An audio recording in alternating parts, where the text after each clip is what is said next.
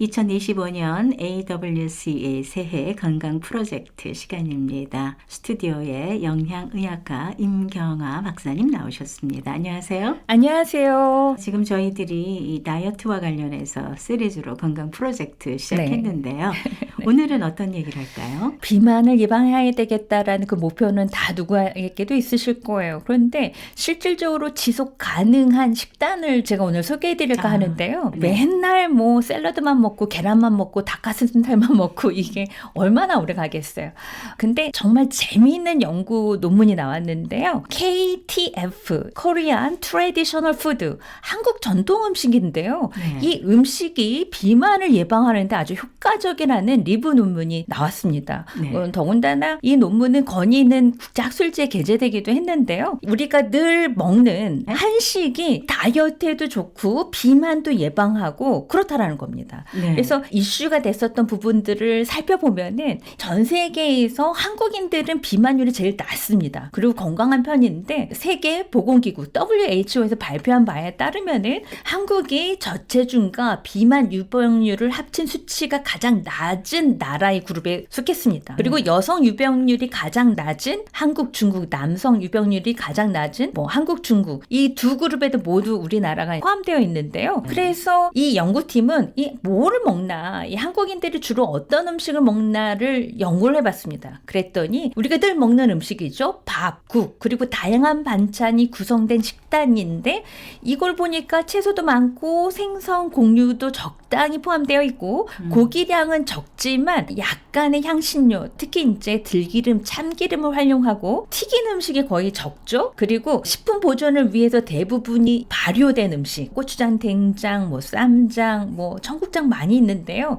이런 특징이 있었습니다. 그 외에도 KTF, 이게 한국 전통 음식에 많이 사용되었었던 재료들을 살펴보면은 인삼, 계피, 율무, 생강, 쑥, 석류, 쌀, 고추, 버섯, 양파, 알로에, 마늘, 강황, 황기, 당근, 사과, 그리고 호박, 녹두 이렇게 다양한 음식들이 들어가 있었는데요. 가장 많이 먹는 음식들이 김치, 메주, 된장, 젓갈, 간장, 고추장, 청국장 이런 것들이 들어가 있었다는 겁니다. 그래서 이 대표적인 식품들이 미생물을 발효하면서 이 식품들이 결국은 면역력을 증가하고 항염, 항균, 항산화, 또 신경도 보호하면서 항암, 항비만에 활성화하면서 유산균, 아이소플라본, 페놀산, 글루코시놀레이트로부터 기인한다 이렇게 보고 있습니다. 사실은 한국식으로 먹으면 과식은 안 하고 저희가 이제 염류가 많이 드는 찌개 같은 것만 좀 조심을 하면 그렇죠.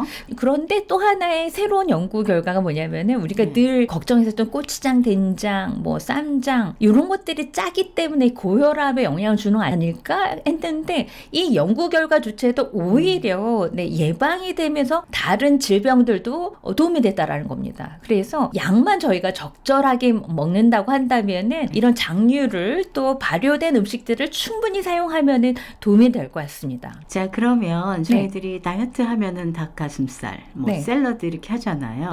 근데 그러면 이제 말씀하신 이 한식 식단 KTF 샘플 있으면 좀 추천을. 그렇죠. 맨날 우리가 닭가슴살만 먹을 수는 없고 그렇죠. 이럴 때 포만감도 주면서 건강에 좋은 그 다이어트 한식 메뉴를 제가 한 5가지를 추천해드리면 그 첫 번째가 미역국입니다. 미역 그 자체는 굉장히 칼로리는 낮지만 포만감도 높고요. 이 다이어트 식품으로서는 아주 제격입니다. 그래서 미역국의 1인분에 해당하는 그 미역으로 봤었을 때는요. 미역이 사실 2.5g이지만 이게 굉장히 불려서 식사로 하기에는 굉장히 포만감도 주고 칼로리도 3칼로리밖에 안 됩니다.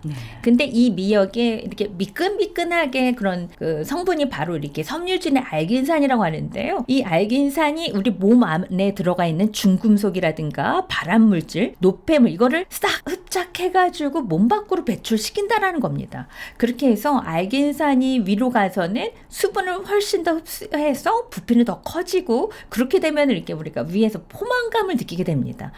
그리고 이 알긴산이 대장으로 가서 이게 운동을 도와주기 때문에 숙변 제거, 변비에도 너무나 좋기 때문에 장도 깨끗하게 해주는 그런 작용이 있어서 미역국은 매일같이 이렇게 드셔도 좋은 음식 중에 하나입니다. 그 다음에 두 번째가 두부인데요. 특히 이제 순두부를 이제 따뜻하게 드시면요. 열량이 그냥 다른 두부에 비해서 열량 훨씬 더 적습니다. 그리고 이제 100g 기준으로 하셨을 때 두부가 그냥 80칼로리를 한다면은 순두부는 여기 절반밖에 안 됩니다. 47칼로리고요. 그래서 순두부는 수분도 많고 부피도 커서 포만감을 주고 다이어트 할 때 부족함이 없는 그런 영양소가 많이 들어가 있고 단백질도 있기 때문에 이 순두부하고 계란을 이용한 국을 아침에 드시면 속도 따뜻하게 데우면서도 포만감이 있고 단백질 많은 그런 음식이 되겠습니다. 네. 그 다음에 제가 추천해드리고 싶은 부분이 바로 콩나물 국밥입니다. 이 국밥은 살찌는 메뉴라고 생각하실 수도 있겠지만 사실은 밥량만 잘 조절해도 그 체중 감량에 도움이 될 수가 있습니다.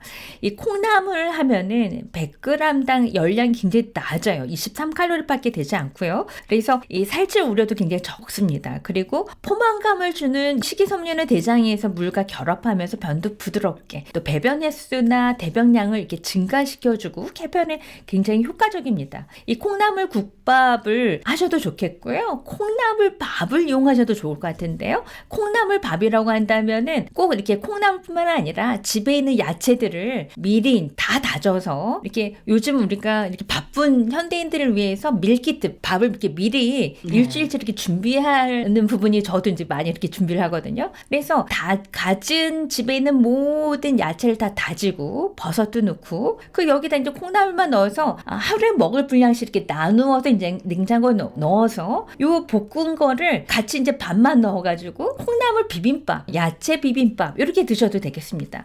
요때는 간장에 그 양념장만 잘해서 드신다면은 실제로 영양소도 풍부하고 살찌지도 않는 건강한 메뉴가 되겠습니다. 제가 또 추천해드리고 싶은 부분이 뭐냐면은 쌈밥입니다. 쌈밥. 예, 풍부한 채소를 섭취하고 싶다면 쌈밥을 권해드리고 싶은데요. 이 쌈밥의 재료 중에서 우리가 호박잎도 많이 사용하게 되는데 호박잎, 뭐 상추 이런 것들은 칼로리가 굉장히 낮으면서도 바이타민 C가 굉장히 풍부합니다. 비타민 C가 우리가 다이어트 할 때뿐만 아니라 만성 질환을 예방하는 데 굉장히 도움이 되는데요. 비타민 C는요, 체내의 산화물질을 없애는 데 도움이 됩니다. 그리고 이제 이런 쌈 채소들은 식감이 굉장히 달고 질감도 부드럽기 때문에 흰쌀밥보다는 여기에 뭐 현미쌀이라든가 보리밥이라든가 이런 것들을 이용하시거나 잡곡을 이용하시거나 그렇게 되면 비만, 당뇨, 고혈압까지도 다 예방할 수가 있고요. 그리고 일반 장류가 조금 더 짜기 때문에 두부를 약간 이용하시거나 아니면은 우렁 쌈장처럼 뭐 고기나 조개 같은 걸 이용해가지고 된장을 이렇게 맛있게 강된장이라 하죠. 이렇게 만들어서 드신다면 단백질은 플러스되고 나트륨을 이렇게 줄일 수 있는 방법 중에 하나입니다. 네. 마지막으로는 단백질 섭취가 되게 중요한데요. 고등어 찜입니다. 고등어 구이도 좋긴 하지만 아무래도 구이보다는 찌거나 조림을 했었을 때 훨씬 더 발암물질로부터 우리가 예방할 수가 있고 좋은 영양소는 많이 우리가 섭취할 수가 있습니다. 특히 이제 푸른 생선, 고등어는요 단백질도 많고 좋은 지방이 굉장히 많이 있습니다. 그래서 1인분당 단백질이 무려 10g이나 들어가 있습니다.